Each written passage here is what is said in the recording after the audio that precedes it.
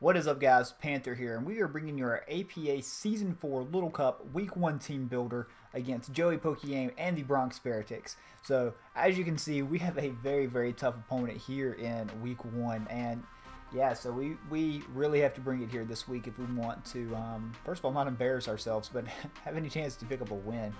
So, obviously, AIM needs no introduction. He is an amazing battler. And very good at Little Cup if you have not ever watched his channel for some reason and you're somehow on mine. And yeah, if you haven't, definitely go check him out because he's got a lot of content on his channel and he's a great battler. I've learned a lot from him because I've watched him for a long time. And yeah, he's played a lot of Little Cup. He's actually one of the reasons why I love Ponyta and then I wanted Ponyta, which you will hear me complain about a lot in my draft analysis.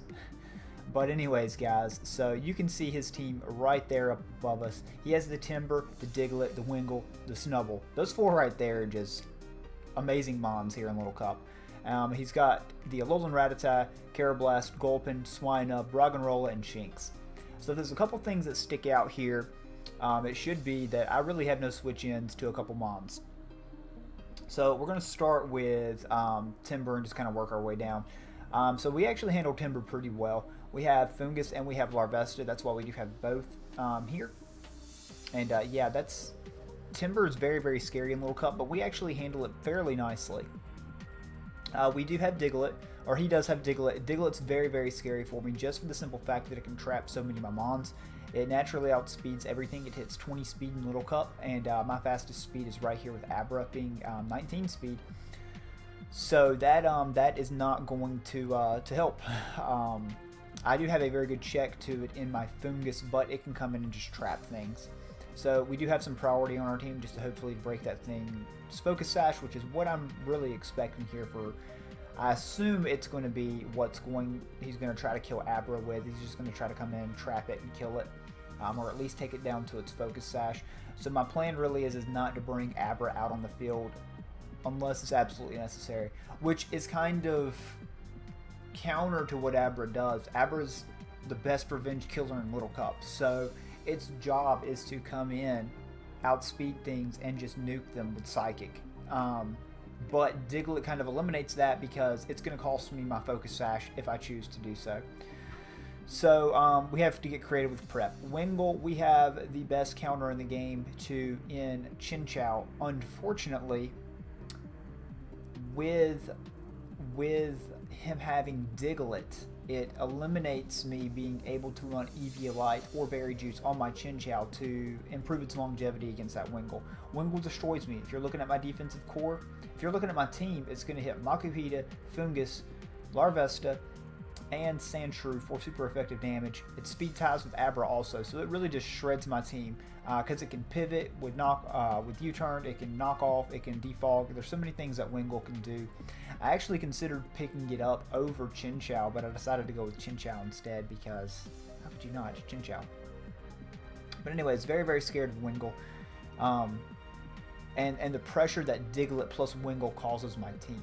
Snubbull I feel like I deal pretty good with. I do have the Fungus. I don't want it stealing my Eviolite though because that's very important for mons like Timber, mons like Diglett, mons like the Alolan Rattata, just to be able to come in and just take those hits from. Karrablast, not too worried about in team prep. I do have my Larvesta. I do have my what's that thing? Makuhita. That could belly drum and set up on also. Gulpin I really don't see coming here because of Abra. Swinub's very scary because it breaks my defensive backbone. My most defensive mon on my teams are Fungus, Chinchou, Sandshrew. Swinub destroys them all. I can't really say much more about that. That's what forced me to actually bring Makuhita, but we'll get to that in just a second. I don't see Shinx coming. I could see Roggenrola coming though, sheerly for the simple fact that I do have Larvesta. So we're going to go ahead and jump into things. So we talked about how Abra is the revenge killer. And yeah, it does what it does best. Magic Guard Focus Sash here. It is named after our boy Tone, who actually came up with all the spreads for this team and this amazing heat that you see right here in the Psychic terrain. So we did have counter. It's actually not compatible with counter. We actually have Energy Ball now. We have Energy Ball just as another move. We have Dazzling Gleam, and we have Psychic. Psychic's just going to hit everything hard.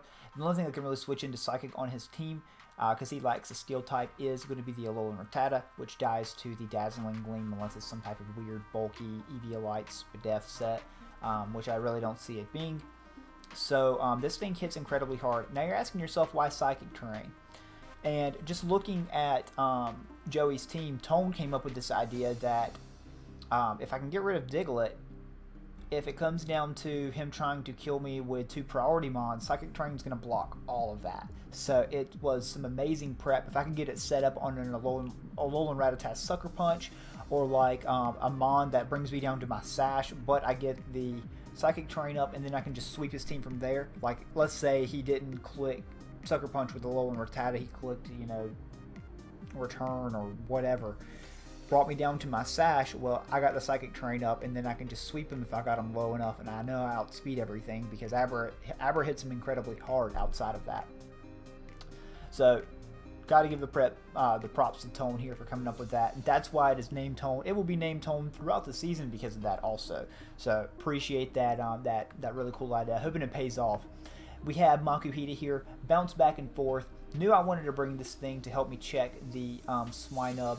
Really wanted to bring Berry Juice, but I liked the prospect of the Z Belly Drum. If I could get the Belly Drum up, Makuhita could just really do a really good job of wall breaking his team. Snubbull actually can't switch in if it's a Berry Juice set. It's dropped into the close combat, and then there's not a lot on his team that really wants to take the BP from a +6 Makuhita. So this could be a really important mon for me to use early game and just really try to wall break through Joey's team. And yeah, we'll see how that works, because I feel like I could set up on the Roggenrola or potentially the Swinub. Even the Alolan Rattata, something like that. Only thing I can't really set up on is the Wingull or like a Guts boosted Timber, something like that. And yeah, hopefully we're able to wall break pretty well. Fungus is definitely a staple here. It's really my mon that I need to check Timber. I need to check Diglett. Larvesta is going to help me check Timber also, but Fungus is Fungus. It can come in on a lot of things. It can help check the Carablast. It can help check a Alolan Rattata as long as it's not like some type of Life Orb set. Life Orb Double Edge just absolutely blows me back, and if he does do that, then I'll probably pivot out into Larvesta and pray for a burn. But Fungus is Fungus, comes in, spores, does Fungus things. It annoys. It comes in, sponges hits, and it allows my Aber just to come in and nuke things with Psychic, or even mons like Larvesta, which are going to hit really hard. Chinchou, I went back and forth on this. I played around with Scarf, I played around with Shuka, but I really thought Shed Shell was going to be best because I really needed this thing to check Wingull. So we had the Scald, Volt Switch, Icy Wind, HP Ground. HP Ground's just to hit the Shinx if he does choose to bring it. Icy Wind just to slow things down, but I'm mostly just going to be clicking Volt Switch or Scald. Playing those 50-50 mind games, trying to get him to bring in maybe Diglett on that potential Volt Switch and just Scald it. I will probably lead this thing because I really do think he's going to lead with the Wingull. So we'll see, because Wingull's such a good lead against me, because it's going to take care of the Sandshrew, it's going to take care of Larvesta trying to U-turn out. It's going to take care of Fungus trying to get the quick Spore off, or it's going to take care of Makuhita trying to pull off like some fake out shenanigans or stuff like that. So I'm probably going to lead with Chinchou and hope just to pick up potentially like a turn 1 KO or something like that. Play some mind games, win a 50-50 maybe, and try to Volt Switch on that thing or Scald the Diglett. And yeah, we'll see how that goes. We have Eviolite Larvesta here with Flame Body for those physical attackers. This thing's going to get trapped and absolutely destroyed by a Diglett Rock Slide, but I really felt like Larvesta would help me. Larvesta helps me a lot with Swinub too because it's more defensive invested. It can come in and take 2 Earthquakes. Can't take it after rocks, but Flare Blitz is going to be doing a ton, even through Thick Fat. That does an absolute ton if he's not Eviolite. This thing hits incredibly hard, so this is going to be a really important mod just to kind of pivot around with. That Volt Turn core between these two is going to be really key, as long as I can keep the hazards off the field. And that is where my final mod in Randy the Sandshrew comes in here. And yeah, Sandshrew is going to be pretty basic, just with Spin, Rocks, Knock, and Earthquake. Just really knock just to hit the Wingull. And if it's not Z, it's going to just, knock off the whatever item that thing has. But yeah, we have Randy, the sand shrew here. Randy after Randleman being the Randleman Armadillos here. So yeah, it's where I'm from, hometown. I'm sure most of you don't even know where it's at on the map, but yeah, it's what it is.